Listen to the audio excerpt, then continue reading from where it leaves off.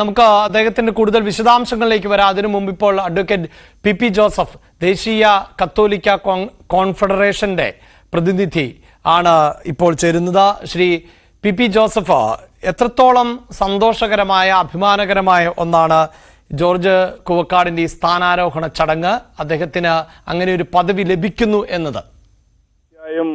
വ്യക്തിപരമായിട്ടും ചങ്ങനാശ്ശേരി അതിരൂപത അംഗമെന്ന നിലയിലും അതുപോലെ ആഗോള കത്തോലിക്ക സഭയുടെ അംഗമെന്ന നിലയിലും വളരെയധികം സന്തോഷവും ആനന്ദവും പകരുന്ന ഒരു നിമിഷമാണ് മോൻ ജോർജ് കുവക്കാട്ട് അച്ഛനെ കർദിനാളായി മോൻ ജോർജ് പിതാവിന്റെ കർദിനാൾ സ്ഥാനാരോഹണം.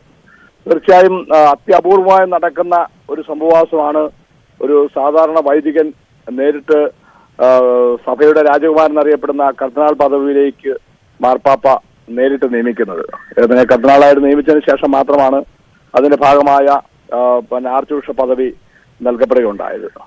ഒരു ചങ്ങനാശ്ശേരിയിലെ മാമൂട് ഇടവകയിലെ അല്ലെങ്കിൽ ചങ്ങനാശ്ശേരി ക്രിസ്ത്യോദി സ്കൂളിലും SP കോളേജിലും ഒക്കെ പഠിച്ച ഒരു സാധാരണ വ്യക്തിയായിരുന്ന, പഠനത്തിന് ശേഷം വൈദികനാകാൻ സെമിനാരിയിൽ ചേർന്ന, അതിനുശേഷം വത്തിക്കാനിലെ വിദേശ ഡിപ്ലോമാറ്റിക് സർവീസ് ജോലി ചെയ്ത, വിവിധ രാജ്യങ്ങളിൽ അവസാനം മാർപ്പാപ്പയുടെ വിദേശ യാത്രകളുടെ മുഖ്യ സംഘാടകനായി നിന്നുകൊണ്ട് പ്രവർത്തിച്ച, ലാളിത്യവും എളിമയും വിനയവും സമന്വയിക്കപ്പെട്ട വ്യക്തിത്വത്തിനുടമയായ മോൻ ജോർജ് കുവക്കാടിനെ ഇന്ന് കർദിനാളാക്കുക എന്ന് പറഞ്ഞു കഴിഞ്ഞാൽ തീർച്ചയായും ഭാരത സഭയ്ക്ക്, സീറോ മലബാർ സഭയ്ക്ക്, മാതൃരൂപതയായ ചങ്ങനാശ്ശേരി അതിരൂപതയ്ക്ക് ഒക്കെ വളരെയധികം സന്തോഷവും പ്രദാനം ചെയ്യുന്നതാണ്.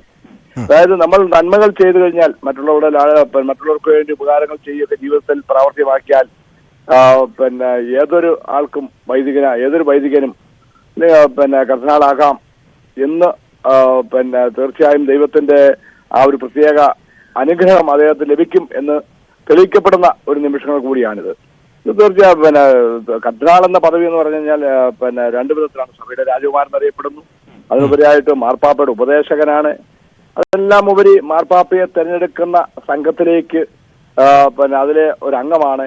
അങ്ങനെ ഏറ്റവും അധികം കത്തോലിക്ക സഭയെ സംബന്ധിച്ച് ഏറ്റവും അധികം ഉയർന്ന പദവിയിലുള്ള ഒരു സ്ഥാനാരോഹണമാണെന്ന് നടക്കുന്നത്.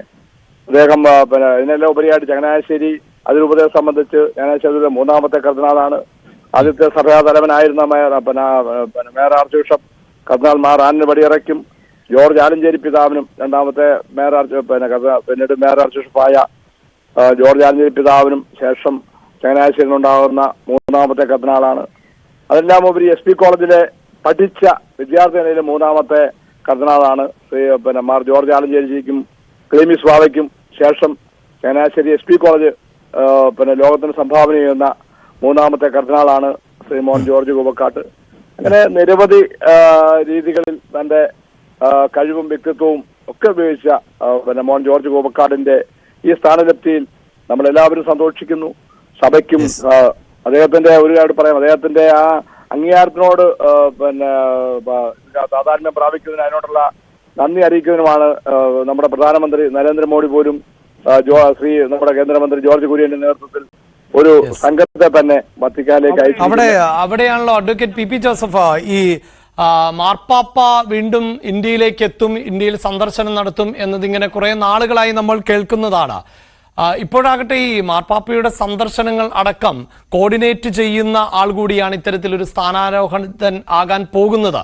അത് കൂടുതൽ ഇന്ത്യയുമായുള്ള ബന്ധം എന്നതിനപ്പുറത്തേക്ക് ഒരുപക്ഷെ ഇന്ത്യയിലേക്ക് കൂടിയൊക്കെ മാർപ്പാപ്പയെ എത്തിക്കുന്നതിനുമൊക്കെ സഹായകമാകാനുള്ള സാധ്യതയുണ്ടോ? തീർച്ചയായിട്ടും ഉണ്ട്.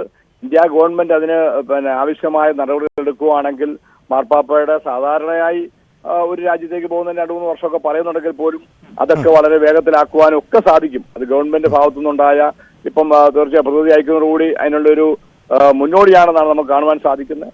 അവർക്ക് സ്വാഭാവികമായി ഒരുപക്ഷെ പ്രധാനമന്ത്രിയുടെ ക്ഷണം കത്തുമായിട്ടാണോ ജോർജിന് പോയിരിക്കുന്നത് നമുക്കറിയാൻ സാധിക്കത്തില്ല. വ്യക്തിപരമായിട്ട് അതിനുശേഷം അവർ പ്രതിനിധി സംഘം മാർപ്പാപ്പയെ കാണുന്നുണ്ട്. ആ അവസരത്തിൽ അതിനെപ്പറ്റിയുള്ള കാര്യങ്ങൾ കൂടുതൽ വ്യക്തത വരുമെന്ന് ഞാൻ വിശ്വസിക്കുന്നു. ഏതായാലും മാർപ്പാപ്പയുടെ ഇന്ത്യയിലേക്കുള്ള നരേന്ദ്രമോദി ഗവൺമെന്റിന്റെ ഈ കാലഘട്ടത്തിൽ തന്നെ ഉണ്ടാകും എന്ന് ഞാൻ വിശ്വസിക്കുന്നു. അതിനുള്ള നടപടികളുമായിട്ട് നമുക്കിതിനെ കാണുവാൻ കൂട്ടി വായിക്കുവാൻ സാധിക്കത്തുള്ളൂ. ഒപ്പം ഈ താങ്കൾ തന്നെ സൂചിപ്പിച്ചു, ഈ SB കോളേജിൽ നിന്ന് ഉള്ള പഠിച്ചിറങ്ങിയ ഒരാളാണ് എന്ന്. അവിടെയും കാത്തലിക് കോൺഗ്രസിന്റെയൊക്കെ ഈ കാത്തലിക് സ്റ്റുഡന്റ് മൂവ്മെന്റിന്റെ പ്രസിഡന്റായൊക്കെ പ്രവർത്തിച്ചിരുന്നു ഇദ്ദേഹം എന്നറിയാം.